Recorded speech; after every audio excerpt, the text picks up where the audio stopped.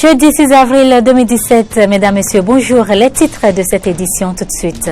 6 avril 2017, un an déjà qu'il a été investi président de la République du Bénin. Quel bilan pour Patrice Guillaume Athanas Talon sur le plan politique? L'analyse de la rédaction d'Eden TV et Diaspora FM dans un instant. Hors du Bénin, une première en Gambie après 22 ans de règne de l'ex-président Yaya Jammeh. Les Gambiens sont invités aux urnes pour choisir leurs députés.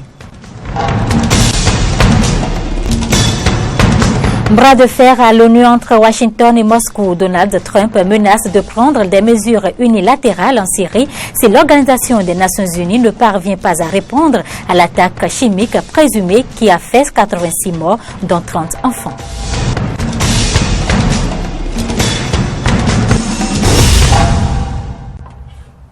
Bienvenue dans l'actualité de ce jour. Échec du projet de loi portant révision de la Constitution du 11 décembre 1990.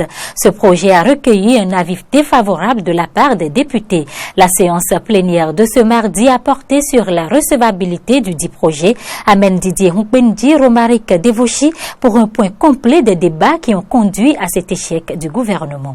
La commission des lois a été appelée dès l'entame de la plénière à présenter son rapport sur le travail fait en commission des lois la semaine dernière. Orden Aladatin, rapporteur de cette commission, dans son exposé, a fait ressortir les critères en se référant à l'article 156 de la Constitution. Et donc, pour la commission des lois, après analyse, la laïcité, la forme républicaine et l'inviolabilité des frontières du Bénin ne sont pas mises en cause et partant, la commission des lois accepte la prise en compte du projet de révision de la Constitution déposé à l'Assemblée nationale par le chef de l'État Patrice Talon. Le président de l'Assemblée nationale, Maître Adrien Hunkbendi, lancera le débat général, un débat qui permet de savoir les points de vue des députés. Un sondage est fait au niveau de la population, Monsieur le Président. Je crois que ceux qui sont contre le processus à l'heure où nous parlons, ils seront les plus nombreux. Et ils sont contre pas parce qu'ils jugent inopportun de réviser la Constitution. Mais la démarche n'est pas bonne. La démarche n'est pas bonne. Le mandat unique. Le mandat unique ne peut pas être seulement l'affaire de 83 députés. Le document est rédigé pour amputer à l'Assemblée nationale certaines prérogatives. Le document est rédigé pour mettre à mal ce qui faisait la fierté de la Cour constitutionnelle. Le fétiche, c'est le peuple. Et nous ne saurons plaire aux yeux d'une poule pour se faire manger par le fétiche. Si vous écoutez ce que les gens de Bembereke, de Sinambé, de Kalale, de Niki ont dit, sincèrement, il a fallu les bénédictions de nos parents pour revenir sains et saufs. En effet, les gens pensent à la base que l'heure n'est pas à la révision de la Constitution. Le pouvoir du président de la République en République du Bénin est puissant. Il fallait diminuer. Monsieur le Président, c'est pas ce qui est dans l'actuel projet. L'article 35 nouveau, c'est pas un président que ça nous donne, c'est un roi que ça nous donne. Quand vous voyez d'autres articles qui arrachent les prérogatives d'une institution, comme l'Assemblée nationale, Monsieur le Président de la République, c'est costaud. En face de ceux-ci, il y a ceux qui approuvent le projet. Et nous devons en toute responsabilité, sans crainte, sans peur, sans répondre aux menaces, aux intimidations, mais en avançant parce que nous travaillons pour la République, nous travaillons pour tous. Nous devons effectivement assumer cela. Et c'est pour cela que je suis sûr qu'aucun de nous ne peut se cacher au peuple. Aucun de nous ne peut tromper ses mandats. Les députés, en l'occurrence, nous devons savoir, même si les gens racontent des choses là-bas, mais c'est ce que nous faisons ici qui importe. De quel peuple nous parlons quand on vient ici? Aujourd'hui, selon la position des uns, le peuple là est différent. Chez moi, personne ne m'a encore demandé. C'est quand j'aurai fini de voter que j'irai justifier. Est-ce que nous devons examiner? Si on n'examine pas, c'est que on serait considéré comme des intellectuels tarés. Le ministre garde des Sceaux, Joseph Djogbenou, a apporté son éclairage pour l'enrichissement de ce débat. Qu'avec la représentation nationale, il sera encore une fois retenu ce couplet de notre Constitution. Quand partout souffle un vent de colère et de haine, Béninois soient fiers et d'une âme sereine, confiant en l'avenir, regarde ton drapeau. Mesdames et messieurs, regardons par le projet qui vous est soumis notre drapeau. Nous y observerions quelques précédents. Regardons notre drapeau.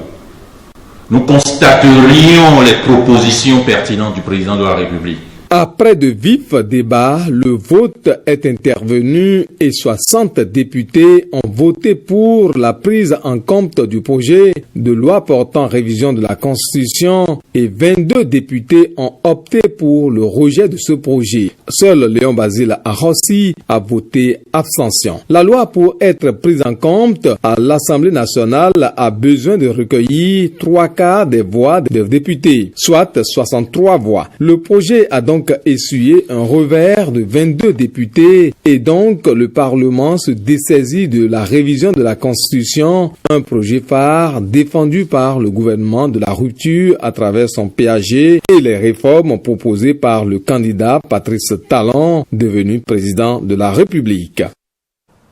Ce rejet du projet de loi portant révision de la Constitution a suscité de nombreuses réactions. Certains citoyens de la commune d'Abomey-Calavi se sont prononcés. On les écoute au micro de Laurent Toneikes. C'est le Bénin qui a gagné. Le Bénin qui a gagné parce que d'abord il y a une tension sociale dans le pays. Cette tension sociale ne peut pas permettre au bon déroulement de ce vote-là. Donc, si les députés votaient, si cette loi passait, le pays pourrait prendre feu. Donc, Dieu est avec nous, je ne dirai pas plus. Je crois que, en tant que simple citoyen, nous avons confondu conjoncture économique et sociale et révision de la Constitution. C'est deux choses totalement différentes. Apparemment, j'ai l'impression qu'on veut carrément une nouvelle constitution. Sinon, supprimer une institution ne fait pas partie d'un amendement constitutionnel. Quand on parle de 6 ans, moi j'ai demandé aux députés qui sont venus nous voir à la base, pourquoi 6 ans? Pourquoi pas 7 ans? Pourquoi pas 5 ans? Donc ils ne m'ont pas donné une réponse satisfaisante. Donc il y a beaucoup de choses dans le projet, qui ont fait que certains ont estimé que c'est peut-être trop, mais qui pourraient être discutés et amendés si les députés avaient reçu ce projet.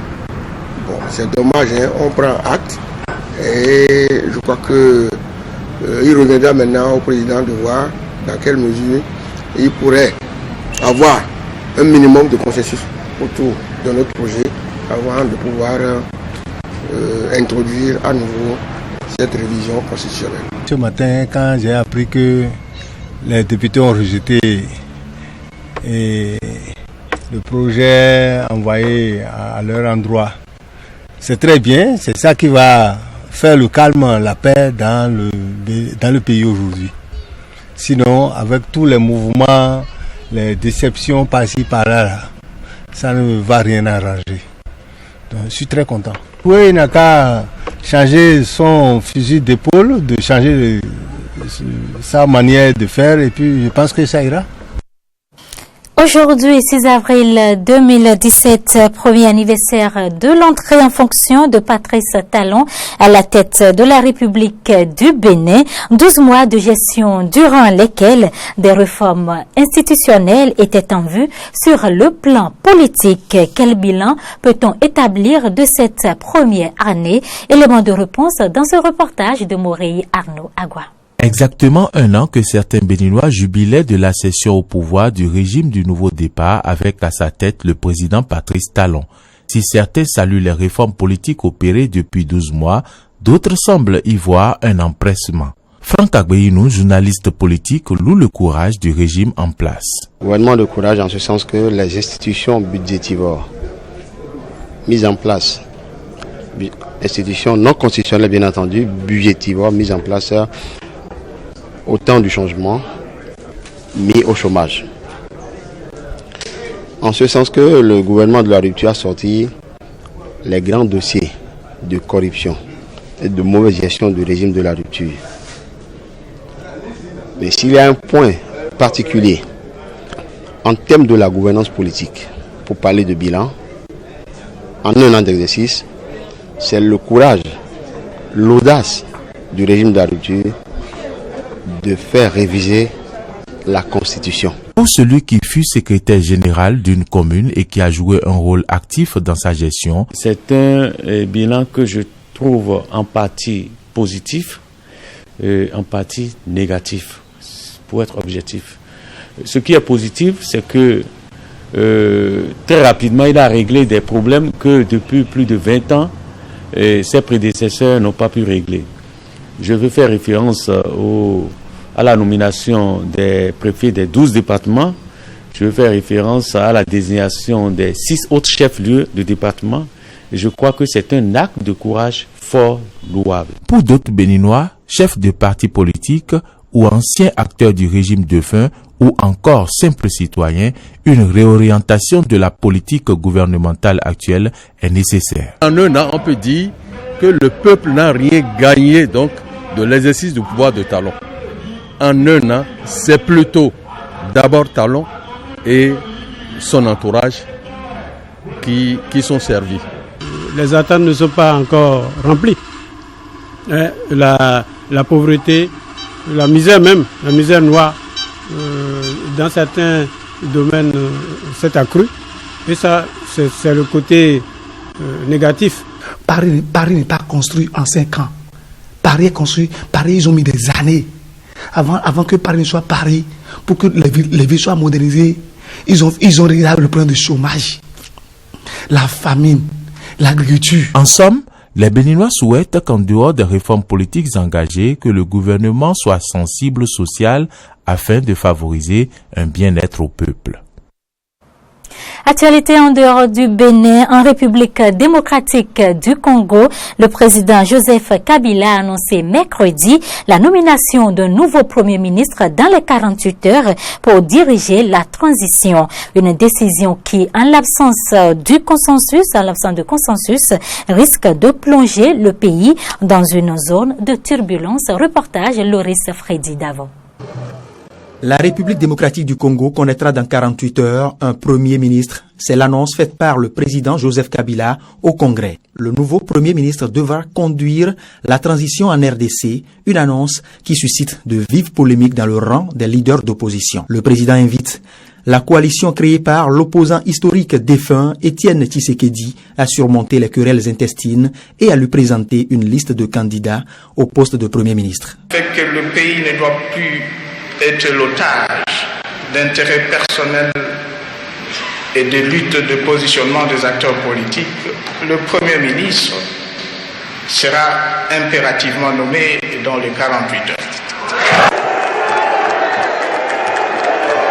Roger Lumbala, membre de l'opposition congolaise, insiste sur le respect de la parole donnée. Si le chef de l'État dit qu'il va dans 48 heures désigner un Premier ministre, je pense qu'il va désigner le Premier ministre sur base de la liste qui lui avait été remise. L'opposition exige un profil bien défini pour la nomination du Premier ministre en République démocratique du Congo afin d'éviter des crises et turbulences. Le problème des Congolais est situé par rapport à une démarche de fond. La démarche de fond, c'est la nomination d'une personnalité capable de trouver un compromis par rapport aux problèmes, questions de fond des Congolais pour nous amener aux élections. Pas autre chose. Et pour dissiper toute confusion entretenue par le gouvernement Kabila et la majorité présidentielle, Christophe Lutundula, porte-parole du Rassemblement, n'exclut pas la volonté du Rassemblement de rencontrer le président Kabila. Jour de vote en Gambie, première élection législative depuis la chute de Yaya Jammeh. Après 22 ans de règne, ce vote suscite l'espoir d'un réel changement au sein de l'Assemblée nationale, auparavant perçue comme une simple chambre d'enregistrement. Quelques 886 000 électeurs doivent choisir le député parmi 238 candidats issus de 9 partis politiques ou des listes indépendantes, selon la commission électorale. Les premiers résultats sont attendus dès ce jeudi soir.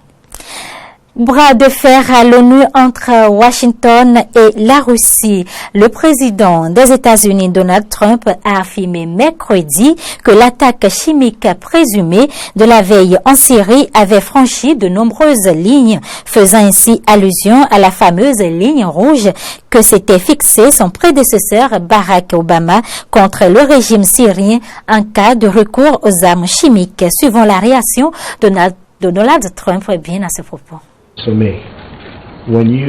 Cela franchit de nombreuses lignes pour moi. Entends-tu des enfants innocents, des bébés innocents, des petits-enfants, des petits bébés avec un gaz chimique qui est tellement mortel? Les gens étaient choqués quand ils ont su quel gaz c'était. Cela franchit de nombreuses lignes, au-delà d'une ligne rouge, de nombreuses lignes.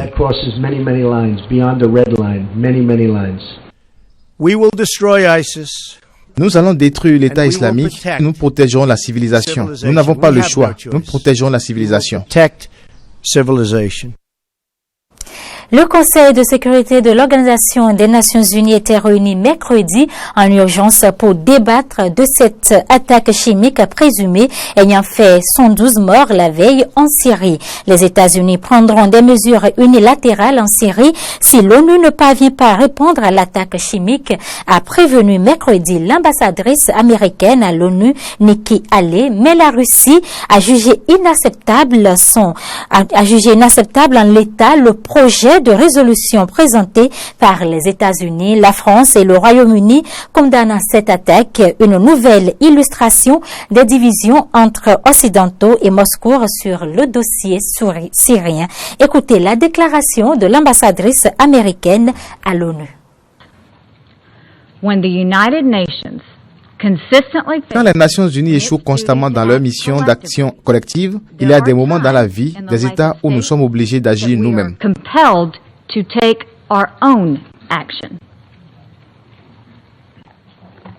So this meeting is adjourned.